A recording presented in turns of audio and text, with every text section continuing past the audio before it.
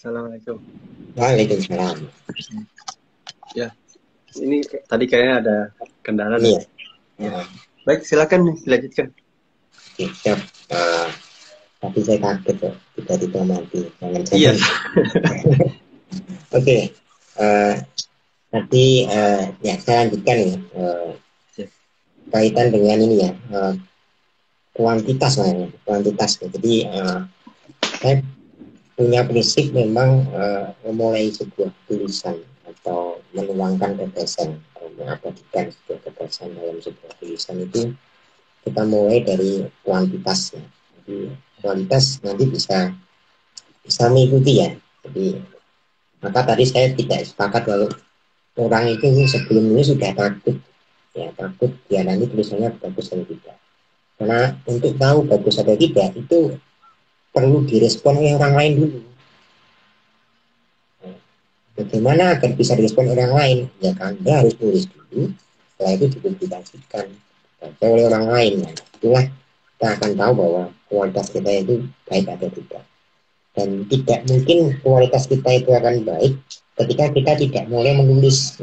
Karena semakin kita continue menulis, semakin kita continue menyampaikan sebuah gagasan atau ide, nah, disitulah semakin berkembang pula kemampuan kita dalam menulis sebuah karya. Karena memang hal tersebut butuh proses. Nah, setiap penulis pun juga butuh proses. Nah, saya pun juga kadang-kadang down, kemudian juga ada yang tulisan saya di respon bagus, ada juga yang tidak dan sebagainya. Itu yang memang perlu apa namanya perlu hal yang ini ya menjadi ya kita harus istiqomah ya, maksudnya juga harus istiqomah. Ya. Karena ketika kita melakukan sesuatu kalau itu kontinu dan terus menerus dan insya Allah itu bisa menjadi amal ibadah kita juga ya. Jadi salah satu sarana kita dalam tadi share knowledge or share of information.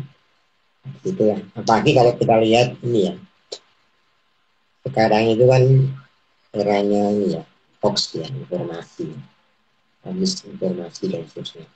Itulah sebenarnya peran kita ya. Cuman sayangnya memang masih sebagian orang perannya itu bukan sebagai seorang writer ya, menulis ya, mengkreat sebuah gagasan. Tapi sekarang banyak orang itu lebih suka sharing ya. Sharing itu dia akan lebih suka pokoknya ada tulisan tanpa dia saring dibagi dan seterusnya.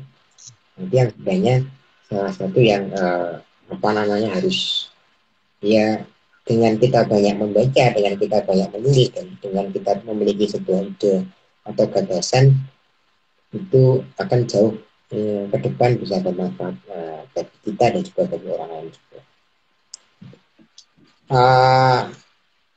Kemudian, nah bagaimana sih sebenarnya tips atau cara ya dalam kita menuangkan sebuah ide atau gagasan menulis. Pertama yang harus kita lakukan adalah mau dulu gitu. Seberapa isi otak kita itu punya banyak gagasan, tapi kalau kita tidak mau atau belum mau menulis, ya nggak akan jadi itu. Kita kan ingin ya, kalau ada apa namanya bahasa itu kan gajah mati meninggalkan cacing. Kalau manusia mati itu mau meninggalkan apa Anda? Kita mau meninggalkan apa? Meninggalkan ilmu. Lah kalau Anda nggak sempat nulis, Anda meninggal, terus bagaimana ilmu Anda dikenal orang lain? Maka memang itu yang kita tinggalkan adalah ilmu yang memang abadi dalam sebuah tulisan. Maka kita harus mau dulu. Kalau Anda sudah mau menulis, maka di situ akan muncul bagaimana caranya dan bagaimana apa yang harus Anda lakukan setelah itu. Kemauan itu menjadi hal yang paling penting ya dalam menulisnya. Karena ketika kita memiliki kemauan, kita akan memiliki motivasi. Dan siapa? Bagi seorang penulis, itu siapa yang memotivasi? Itu yang pertama adalah dirinya sendiri. Ya. Kedua baru eksternal, itu yang memang apa namanya, hal yang ya yang penting mau ya. Ketika kita sudah mau, insya Allah ada lah ya. ada jalan untuk membuat, meskipun nanti caranya beraneka ragam ya. Tapi dulu pertama kali nulis, saya ingat nulis IC itu sekitar 2 halaman lah, 4 gitu ya. Itu saya menyelesaikannya dalam waktu lama ya, 1 minggu atau berapa. Saya hanya sekedar. Menurut saya kalau saya baca sekarang itu, ini kayaknya kalau diselesaikan 2-3 jamnya selesai. Tapi dulu saat pertama kali itu butuh effort yang luar biasa, karena baru pertama dan ingin bahwa tulisan kita itu dibaca oleh lain, dan ya kalau bisa nggak memalukan gitu. Tapi ya itu butuh prosesnya. Disitulah kita kadang-kadang ada bisikan-bisikan, sudah dulu udahlah nggak usah dan seterusnya. Ada yang apa namanya ya, tergantung makanya itu motivasi kita ya. Kemudian kita itu membuat tulisan itu mulai dengan apa dulu ya. Kita mau menuangkan apa? Apakah ide gagasan kita dalam konsep tertentu sesuai disiplin keilmuan kita ya. Jadi kita kan punya disiplin keilmuan beda-beda. Setiap orang punya pengetahuan berbeda-beda. Saya mungkin punya pengetahuan di bidang kesehatan. Gitu. Terus saya khususkan kesehatan saya di bidang informatika kesehatan, sistem informasi kesehatan. Maka ya konsen kita ke situ. Ada yang mungkin disiplin ini apa yang lain, ya Anda bisa mengembangkan ke sana. Karena semakin mengkerucut apa yang kita sampaikan, itu akan semakin menarik juga bagi orang ya. Kemudian baik atau tidaknya konsep Anda itu juga tergantung dari bagaimana Anda mendesain apa yang ingin Anda tulis. Kadang ada orang yang nulis, terus nulis dulu, setelah nulis baru ditata. Ada orang nata dulu baru nulis, ditata dulu apanya baru nulis. Kalau saya nulis dulu baru nata. Tulis saja, nanti kadang-kadang singkat tulis di alinea berapa itu nanti masuk di halaman sekian. Ada yang berpikirnya tersebut, ada yang tidak. Kemudian ada juga yang membuat tulisan itu dia dibuat sistematik. Kemudian sebelum dipublikasi itu dia baca lagi berulang-ulang. Yeah. Nah itu ada juga yang dia apa yang namanya ya macam-macam ya pendekatan orang ketika dia mau menulis itu ada banyak hal macam-macam. Dan dulu mungkin pengalaman saya ya membuat buku yang pertama ya. Buku pertama saya itu tahun 2016, buku kedua 2017, buku ketiga 2025. Nah, dari ketiga buku itu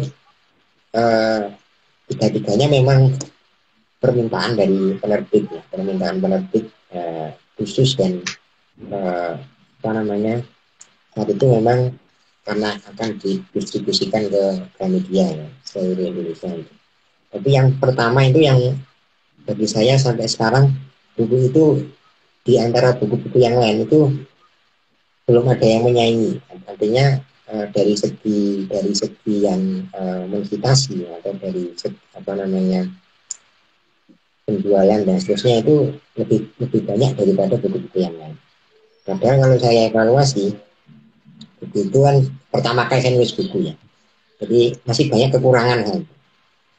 Dan mungkin barangkali nanti ada rencana untuk ini ya edisi revisi dan edisi kedua dan tapi yang menarik dari situ adalah motivasi saya menulis buku itu ketika saya mencari referensi dan saya nggak ketemu. Jadi saya nulis buku.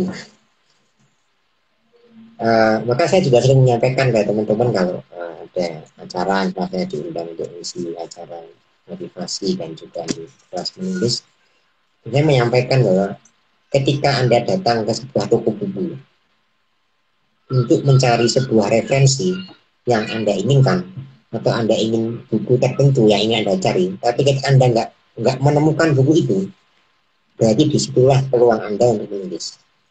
Oh, Karena apa? Memang nggak ada. Kalau Anda bisa buat kan bagus. betul betul betul. Tapi kalau Anda menulis sesuatu yang sudah ditulis oleh orang lain, berarti Anda harus bersaing dengan dia nih. Tulisan Anda harus lebih bagus. Gitu. Oke oke. Itu pengalaman saya pribadi, Mas. Mengapa? Karena saat itu sebelumnya, beberapa tahun sebelumnya, saya eh, apa namanya penelitian ya. Sebelumnya kan saya penelitian dan dulu kan saya dari D3 terus transfer ke S1 ya. Jadi satu mulai penelitian, ada penelitian kolaboratif, kemudian berbarengan juga saya uh, sedang mau skripsi ya. Skripsi lah ya, skripsi. Jadi sebelum skripsi tadi ada penelitian kolaboratif. Saya ikut penelitian kolaboratif dan kebetulan saya nyari literatur atau referensi itu nggak ada yang cocok. Gitu. Kenapa? Karena di situ ini bidang saya kan kesehatan. Tapi kebetulan penelitian yang akan saya lakukan itu adalah tentang pengembangan dan analisis sistem informasi di bidang kesehatan. Jadi berbicara tentang aplikasi di rumah sakit. Nah, saya nyari itu. Saya orang kesehatan kan, awalnya kan nggak begitu paham ya tentang ini ya, tentang informasi ya. Ya paham materi ya, tapi karena nggak begitu mendalami dan didorong juga oleh pembimbing akhirnya gitu kan. Saya nyari referensinya ketemunya ada referensi dari komputer semua, ilmu komputer semua.